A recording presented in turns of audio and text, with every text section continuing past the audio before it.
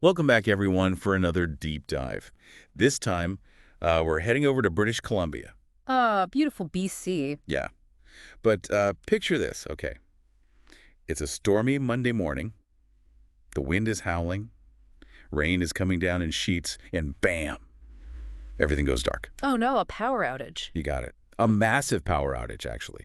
That's what happened to tens of thousands of folks across BC after a really powerful storm. Wow, must have been pretty intense. It was. We actually came across this article from CityNews Vancouver that Yeah. details the impact, and yeah, it's pretty wild. I bet power outages can be super disruptive, even dangerous sometimes, right? Totally. And this wasn't just like a couple flickering lights either. We're talking a full-on blackout. Yikes. So how many people were affected? Get this, 100,000 BC Hydro customers were left in the dark. 100,000. That's incredible. That's like a whole city. Right, practically. Hmm. And think about the ripple effects of something like that. Not just the inconvenience of no lights or internet, Mm-hmm. but real dangers too. Exactly. Things like traffic accidents increase during outages because traffic lights are out and businesses have to close. And then there's the risk to vulnerable people like seniors living alone or people who need medical equipment. It's kind of scary to think about. And the map in this article shows just how widespread the impact was. Surrey and Coquitlam were hit the hardest. But outages also popped up in White Rock, Langley, Maple Ridge, Abbotsford. Wow, so basically the whole lower mainland and Vancouver Island. Pretty much. Yeah. Really makes you realize how vulnerable we are to these kind of disruptions. Yeah, for sure. And it makes you think, are we doing enough to prepare for these kinds of events, especially with climate change and more extreme weather on the horizon? Definitely food for thought. And speaking of preparedness, the article mentions that BC Hydro immediately jumped into action, saying all available crews and contractor crews are responding. All available crews. That sounds like a pretty massive mobilization. What does that even look like, getting the power back on for that many people? I know, right? What a logistical nightmare, I can only imagine. I can't even imagine. I mean, where do they even start? I'm sure it's a carefully planned process, but it still sounds chaotic. I mean, first they have to assess the damage, right? Yeah. Like, what's the main problem? Down power lines, Yeah. busted transformers. Exactly. Got to Huh? figure out the source before you can fix it. Makes sense. And I imagine there's a lot of pressure to get things up and running ASP. Oh, definitely. Especially for those critical services we were talking about, hospitals, emergency services, water treatment plants, communication towers.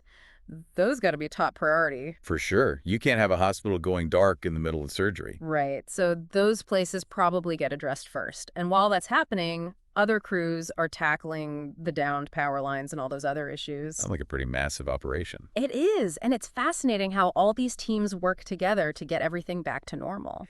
You know, I never really thought about it before, but I just kind of assumed that when I flip a switch, the lights just magically come on. Uh-huh.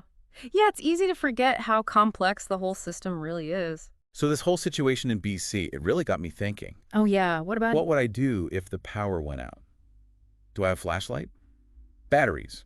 Food that doesn't need to be cooked? Right. It's a good thought experiment. Yeah. I mean, the article doesn't really get into the nitty-gritty of what people went through, but I bet there was a lot of frustration, inconvenience, and maybe even fear. Yeah, especially for people who were alone or had medical conditions. Definitely. And then there's the communication aspect. We rely so much on our phones and the internet these days. What happens when those go down? True. It really highlights the importance of having backup plans like a battery-powered radio or even just knowing your neighbors so you can check on each other. Absolutely. It's about being prepared and thinking about what you would do in those situations.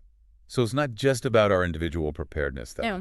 It's also about thinking on a societal level.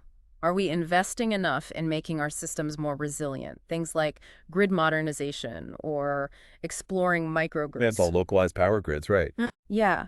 Those can really help mitigate the impact of these outages. It's like having a plan B for when the main power goes out. Exactly. And this BC event, it kind of serves as a wake-up call. Like, hey, this stuff can happen anywhere. Exactly. And we need to be ready for it. So we've talked about the problems and the potential consequences and even some solutions. But what are the key takeaways here? What can we learn from this BC power outage? Yeah, I think that's a good question.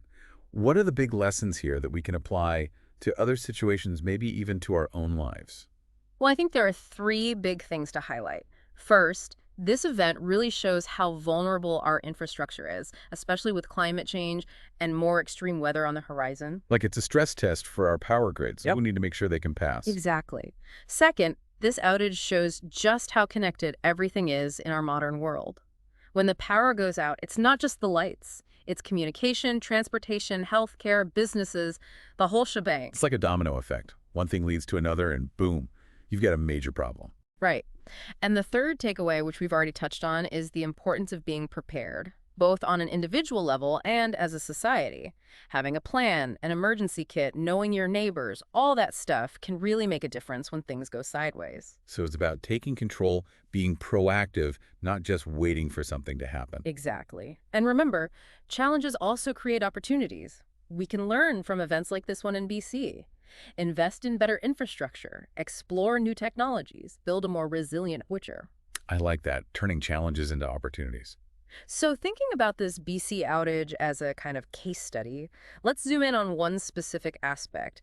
The article mentions that BC Hydro had all available crews and contractor crews responding. I'm kind of curious to know what that actually looks like on the ground. Yeah, what goes into a massive power restoration effort? I imagine a whole army of trucks and technicians swarming the affected areas. Yeah, pretty much. It's like a well-oiled machine, Uh-huh. Except instead of oil, it runs on caffeine and adrenaline. Uh-huh. I can imagine. So walk me through it. What happens when the storm hits and the lights go out? Okay, so imagine this. The storm rolls in. Bam. Power's out. And BC Hydro's control center lights up like a Christmas tree with all these outage reports flooding in. Sounds kind of chaotic. Oh, it definitely is. Controlled chaos, though. The first thing they got to do is gather information, figure out how bad the damage is and where it is. So basically like damage control. Exactly. They send out these scouting crews, often in some pretty rough conditions, to get eyes on the situation.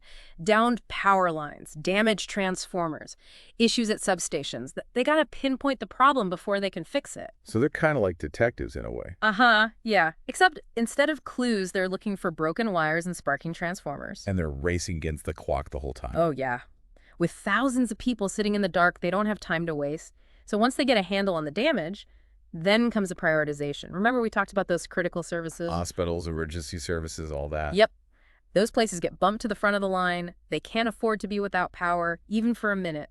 Makes sense. So you've got crews rushing to get those places back online while other teams are dealing with the downlines and transformer issues. Exactly. It's a multi-pronged attack, all coordinated from that central control center. Man, it's really impressive when you think about it. All that goes into something we just take for granted.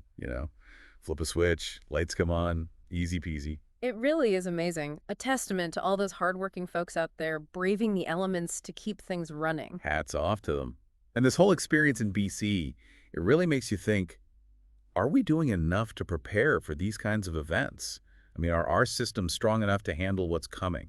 That's the million-dollar question, isn't it? And I think events like this show that we need to be thinking long-term, investing in things like grid modernization, exploring those microgrids, really pushing for more renewable energy sources. Yeah, so it's not just about reacting when the lights go out. It's about being proactive and building a more resilient system. Exactly. And I think this deep dive into the BC power outage has really highlighted that the vulnerability of our infrastructure, the interconnectedness of our modern lives, and the importance of being prepared both on an individual level and as a society. Absolutely. Well said.